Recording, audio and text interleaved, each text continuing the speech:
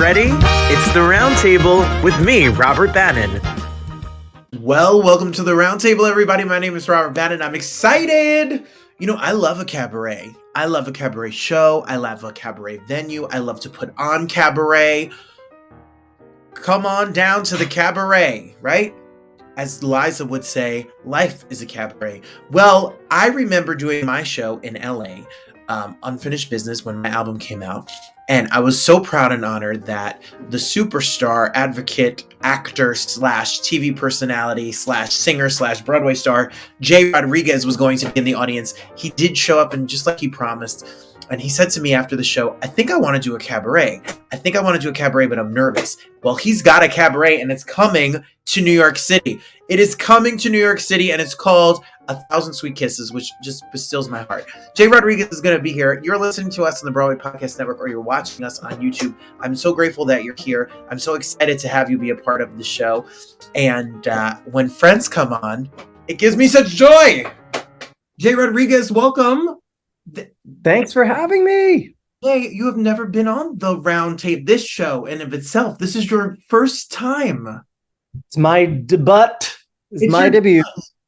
Yeah. Well, you know what I was thinking? I was chatting about this. This is actually also my first legitimate cabaret show in New York City, because I did Twisted Cabaret, which was at a nightclub, live band, background singers. That was most postmodern kind of vibe. Then I did a one night only, cabaret show with other actors playing pivotal characters in my life when I was 25, and certainly done my fair share of popping in and doing one number in an evening with concert style. But I've never done in New York City what I've been doing for a long time out here on the West Coast. Yes. Well, that's what's so exciting. Firstly, 54 Below is the spot to go see a cabaret show in New York City. You have 3 nights where people can see you: October 16th, 17th, and 18th. And you promise surprises, guests, music, the whole thing. And during COVID, you came on another show that we were doing, and you said, I think I want to try to do a cabaret show, and I want to get back to doing a cabaret show. And now it's here.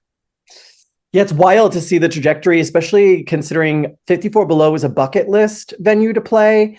And, it's daunting when you step away from New York City for 17 years, as I have, and sort of found this life out here. My heart will always be in the medium of cabaret, but going back, finding a venue, booking a time that works. I'm lucky that there's I hate to say right now, it's good timing because of the strike, but, it was really nerve-wracking to try to figure out, can I do this? When can I do this? They booked so far in advance. I had to have a title and photos for this show. And I was workshopping many different shows. And I was like, what's the one I want to bring to New York? I have to have something that reminds people of what I did, 1,000 Sweet Kisses, as a Rent lyric. So we kind of just went with, the Bachelor imagery with the roses and the falling rose petals and a lyric from Rent, and then put the whole show through the filter of love, sex, and intimacy, my journey through all those things. So it's funny, it's touching, it's definitely going to make you blush, leave the children at home. But it's my favorite genre. And of course, all the normal anxieties: is anyone going to come? Most people know me from television, and they are like, wait, he does what now? So in one breath, I'm really excited to kind of reintroduce myself to what theater audiences have always known. But this new generation of folks who are like, I know him from this. Wait, he does what? Like, I'm really hoping to kind of be able to, show what it is I'm most passionate about. And as my friends here say, when they see me perform in this medium, they're like, I've known you for years, but now I feel like I really know you. I think that's what cabaret does. Well, everyone, if you don't know, he has mega Broadway chops. You did Rent for years. And your story about how you booked Rent and being plucked literally from obscurity and the oversized suit and brought to Bernard Telsey and literally just thrown into this juggernaut of show business, and from that to the producers, even et cetera, to television, to reality television and as a personality, and then to doing, sitcom television and movies and et cetera. But not this in New York City. So it has been literally decades. What you said, love, sex, and intimacy, or you're just jumping right in the deep end. Well, I realized I was like, it's not going to be a show about the times I've had these great love affairs and then the times that they, broke my heart. What's the next layer of that? And it really is a journey. And most of the time when I've done shows and seen them, it's all about what someone else did to you with strategically leaving out your part in possibly the demise of said relationship. And with growth comes, hopefully with age comes growth and knowledge about, owning your own stuff. So it was really important for me this time around to be able to be really brutally honest the way I would share with a bestie in a way that's still entertaining, that's fast paced. I don't want it to feel like I'm reading my diary. It needs to still be entertaining, but honest. And so we picked this really diverse group of songs that are from, different genres, from country to pop to musical theater to standards. And they oddly all make sense together in this 60-minute show, which is huge credit to my musical director, Drew Woodkey, who I came in with about 60% of the material and had placeholders for some things. And I was like, this is what I want to talk about. And he's like, give me a minute. And he came back with some great suggestions, many of which are now in the show and have become my favorite moments of the show. Well, that's what I was going to ask you. How do you tell a story that you're trying to tell and place songs do the songs come first? Does the story come first? I've got a great example. So for me, I knew the stories that were iconic, like, oh my gosh, how do I tell this? And specifically with one, it's sort of something I did wrong. And I had Taylor Swift's Anti-Hero. And when I told the story in its fullness, I was like, the song is just like a little too long for the moment.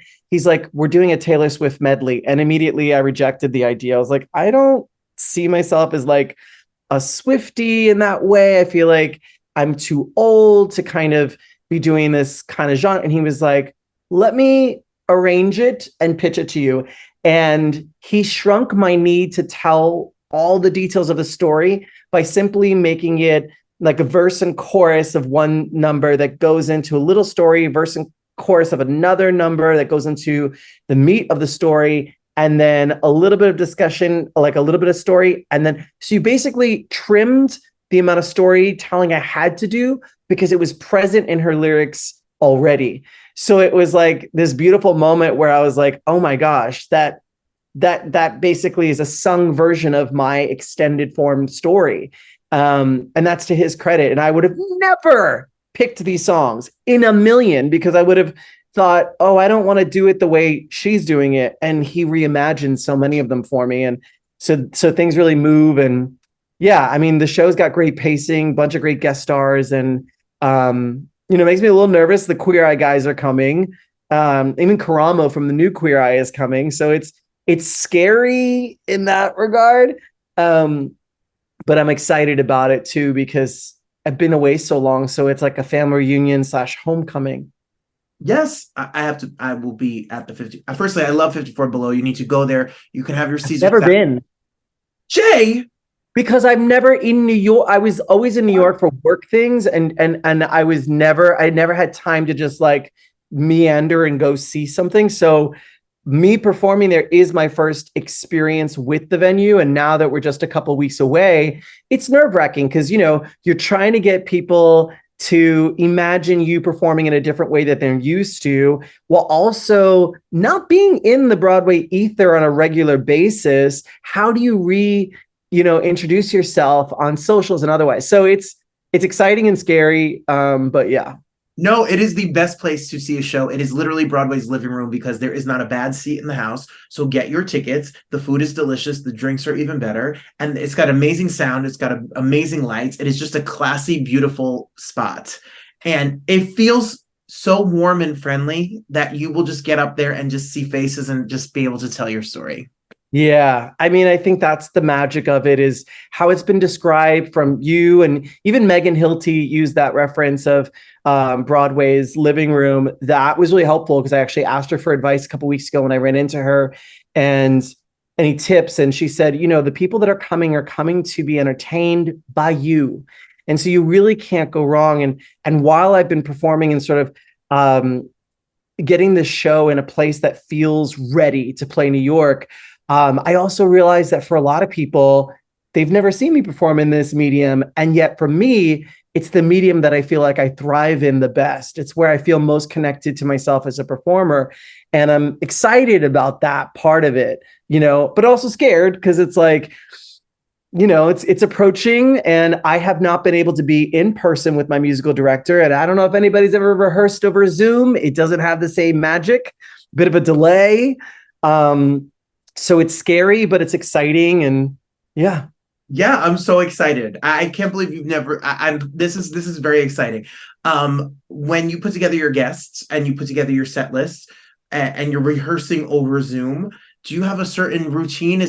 Are you superstitious? Like, what is your day going to be like on the 26th? What are you going to do? Sleep late? Eat a cheeseburger? No. So what are you gonna do? I'm staying with friends who have a guest room. It's very nice of them to offer that to me. So, especially in New York City, I was like, y'all rich? What's going on? But no, it's just a couple friend of mine, and they're just delightful, and they offered up their home. And I don't know. It's hard to say because I'm not there, but I think in my mind, routinely, I try to get a workout in. I might not be able to go to the gym, but I'll just, I feel like a little cardio opens up my nasal passages, and I feel like I'm able to resonate better. So that's always on the docket. I eat something that is filling but light because I can't really eat like heavy when I'm performing. It just doesn't make me feel good. And I have a sound check that day. So the first guest star is Claiborne Elder, who I have not known personally, just a fan, and, kind of DM'd him with a voice note on Instagram, begged him to do it. And he was like, I normally don't, but this sounds really fun to me. And so, the guest star will duet I'll Cover You from Rent with me. And that song kind of falls a little later in the show. And it was scary because the show's called 1,000 Sweet Kisses. That number ends in a kiss. And I had to be like, also at the end of the number, are you comfortable with, it's a little weird, but I knew that I wanted a kiss in there. And I was like, it can be like on my cheek or my hand, and they're all like, it's fine. We'll kiss. I didn't want to be creepy about it, but also it's just like, I wanted a kiss in the show and I couldn't figure out how to do it. But it makes sense there. And so Claiborne Elder was great. Orphe, it really came out of the Collins actors that I'd worked with over the years. The main one doesn't live in LA. Two of them sadly have passed away. So I really didn't have options with someone that I'd actually done the show with. So moving away from that, I was like, I know Collins was a really confident character in the show because I'm just out loud and proud dating Angel in the show. It took a lot of balls. And I was like, who has the biggest balls on Broadway? Orphe. So immediately hit up Orphe over Instagram. I've not seen her in years, but she's such a delight. And so immediately hit her up. She was a hard yes really quickly, which gave me the confidence to approach Claiborne. And then when it came to the final night, it's really tricky because a lot of my, people I know well were booked and blessed or away. And then I was like, God, it's so scary asking someone you admire and you respect, to come duet with you. You're going to pay them, but it's like, also, I don't know what people's feeling is. Like, do people enjoy doing this? Is it a burden? I don't know what it's like to be a guest star and be asked to do a show in New York City. Here, if it's a good, close friend of mine, it's no brainer. But if someone I don't know that well were to approach me, I don't know how I'd feel. So the last person I asked was Dan Boyer, who I did Uncoupled with. He plays sort of Neil's rebound relationship on that show, Neil Patrick Harris. And we were just bonded on set. And most people know him from Younger, that show with Sutton Foster. And he's just a great guy and was an immediate soft yes. He has a son and he has a kid. And so he was like, I need to ask my husband about the childcare situation, but I'm basically in. And then I had to ask the question. I had to be like, so at the end of the number, I don't want to be creepy, but there's a kiss. And he was like, and I was so nervous. And he was like, I'll have my Altoids and chapstick ready, which kind of put me at ease, And once that was tackled, it was like, well, the show's in good place. Who's coming? And it's like, I have family members coming. Karamo is coming from the new Queer Eye. My OG Queer Eye boys are coming. It's wild because it's been 17 years since I've done something in New York. but I've never done this. And this has been we've talked about it, how I wanted to do it. And I remember thinking you were so courageous because I found it so scary, even though I do it easily out here. Something about the New York, stage and the New York audience, it just terrified me. Well, you have been talking about it, and I'm so excited. You are incredibly generous. He has been very incredibly generous to me, had me on his Instagram, has come to see my crazy, nutty, messy shows. Fantastic show. You have always been so sweet and kind to me. I want anything we can do. We're gonna get a carload of people. We're gonna come to 54 Below. Here's the other thing too. Please do that. But also anybody who buys a ticket and screen grabs the confirmation, just DM it to me on Instagram and I will make you a customized thank you video. I hope, or if you're like, listen, I don't want the thank you video, but it's my cousin Kiki's birthday. Can you say hello? Yes. Listen, I get it. It's a tricky time, especially if you're a scripted actor and you're unable to work in the scripted space on camera. That's where I'm at, because we're striking. And, I respect people's time and hard-earned money. And so anything I can do to thank them. But it's a great night out. It's a 60-minute show, 7 p.m., early curtain. So in many ways, consider it your pregame on Halloween weekend. Come in your costume. Bring your husband, wife, partner, roommate. I don't know your life. It's going to be so fun. It is not a show where you should bring the kids because I feel like there's a moment in the show where I am going to say the following content is intended for a mature audience. You know what I mean? Viewer discretion is advised because I want to be honest, not vulgar, honest about some of the scenarios that I've been in, because you can't do a show about love, sex, and intimacy without really talking about it. And thankfully, I found a way to do that through the lens of comedy, where people will be laughing about something that maybe ordinarily, if you read it, you'd be like, ooh, that's so naughty. But it's Lily Tomlin shared with me once. It was all about the delivery, about how you tackle certain topics around sex. So taking a page from her book, I think we're right in the pocket. If that doesn't just sell a ticket, do you want to hear? I mean, Jay's been out in WeHo a little for a moment. He's got the stories. I am sure there. Oh my gosh, it's true. And I feel like, listen, you do a show like Queer Eye and people make all these assumptions about where you are in your journey as a queer person. And the truth is, like, even when I was doing Queer Eye, I was 23 years old and I just come off playing a drag queen and I just, hadn't even really fully declared that I was gay until like a couple years into my run as Angel, because we didn't have the visibility that I felt seen. We had Will and Grace, we had Queer as Folk, but it was still such an inner homophobic force that lived within me that kind of kept me from sharing as openly as Queer Eye forced me to take that check. And I was really thankful, but the journey of self-discovery that most people have in their teens, I experienced in my 20s. So it's sort of this delayed adolescence and you make a lot of mistakes. You fall into a lot of pitfalls that people are being like, there's a story I tell where at the beginning of it, it's about the first time I ever hooked up with a guy. People can see where it's going in a way that I could not have when I was experiencing it.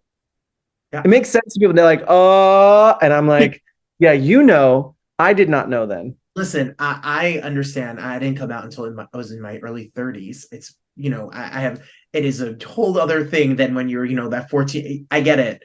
And you've made up for lost time. You are such an advocate for the community. I know what you do for prides around the country. I know what you do for San Diego. I know what you do for everywhere that you are a part of this queer community.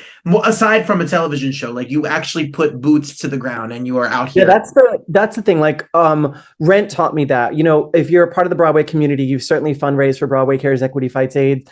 And I have been doing that since I was 18. You get a big platform like Queer Eye and suddenly there's larger offers. And I don't want to just walk a red carpet and just raise visibility. How can we raise the much needed funds that they need in a practical way? How can I donate my time? What can I do that there aren't cameras around for? That is where the real passion is. And I'm glad that Rent instilled that in us, because we didn't just hold the buckets. We made a whole calendar. Like we had photo shoots, like art directing and hair makeuping each other, and sold, a lot of stuff and did the actual physical part of it, which set me up for actual advocacy and activism where you are not just being vocal, but putting action behind it. I'm thankful to those Rent years for teaching me that it's not about who sees you doing this. It's about actually doing the work that's going to help the most people possible. And that's what you do. And that's why we got to be out and see the story. I'm fascinated. I can't wait. I'm actually really curious, like on a personal friend level, Robert, I'm curious to I'm excited for you to witness it, right? And be a part of that experience. But as a performer and as a human, I realize I don't know, like I learned a lot about you at your show, but there are layers and as we story tell, how we tell our story may be different because it's intimate than how we converse with each other casually. And that's what I mean about people seeing my show now and they're like, I had no idea. Not just about that you talked about, but that you were able to deliver that in a certain way. And I'm just curious, performer to performer, like what will pop out for you and I think specifically a New York audience where I'm hoping to have a lot of performers in the audience. While I do every show as if no one has any idea of any of my professional history. I don't come in like, well, you guys already know that, because I think it sets me up for, a little bit of failure because people come in who are like, well, I just want to see a good show, and I'm just thankful that the show's tight. Guest stars are booked. We have 3 nights. One is streaming. That's the Orphe night, Friday the 27th, 7 p.m. And so even if people don't live in New York, ooh, I was allergic to that comment. Thank you. If you don't live in New York, you can still get a streaming ticket for $25 at 54below.org. And that is going to be cute because I have a lot of people that are like, come to my city. And I'm like, I can't because they don't have a venue or whatever, but they can watch in beautiful 4K HD from wherever. The videos there, the video quality, when you it is like you're at the movie theater. It is the most gorgeous live stream you will ever see. Some other venues in New York do not do it the way 54 Below does it. Yeah. I can't wait to see it because I felt like when I did my show in LA, it was for people who didn't know my story. And I said, I was married and I was with a woman for 16 years. And I heard like, oh, and I thought, you don't know me. This is not my mother and my best friend and the music teacher down the road. These are people who think they know you, but they don't know you. So we're going to learn a whole bunch. I lived in New York when I was there. I was but a child. I was like 23. I mean, I was like 18 to like 26 is when I moved to LA. So they got to know a much younger version of me almost 17 years ago. I'm now a full grown ass man who's had a different life experience than some people may assume. And so, of course, you have to talk about the behind the scenes tea of doing theater. Of course, you have to talk about the behind the scenes tea of being a part of something as big as Queer Eye was. But also, like, who are you now? And like, what does what is your driving force? And how do you share this in a way that isn't preachy or anything else like that? To me, it's like, I want to make this a great night for people who have never heard of me and give people who do know my work a little bit more of a window in to things they may not have learned. And that is, I think, the goal is like to make the show accessible and give people who have been longtime fans a little something different and the newbies, like, something that they'll remember. Well, 54below.org, get your tickets, grab your tickets. There's 3 nights. There's a live stream on Friday night. There's 3 live shows, New York City, Jersey, Connecticut, tri-state area. Come out and it's going to be on the gram. With your confirmation, I will make you a thank you video personalized to you. I'm just at JAI Rodriguez on socials. And thank you, Robert, for taking the time and like chatting with me. Are you kidding? I'm so excited. So I turned 40 on Halloween. On Saturday night, I will be at 54 Below. I will be spending. I can actually, go out and do something because I'm like trying to behave all week. Yes, you'll be done. You'll be done. And I'm so proud and so excited. I want to say thank you for everything you do, all the things you've done for me. Thank you for this community. And we can't wait to show up and show out for you. We're excited. So much. All right. Sending you so much love. Thank you. Thank you.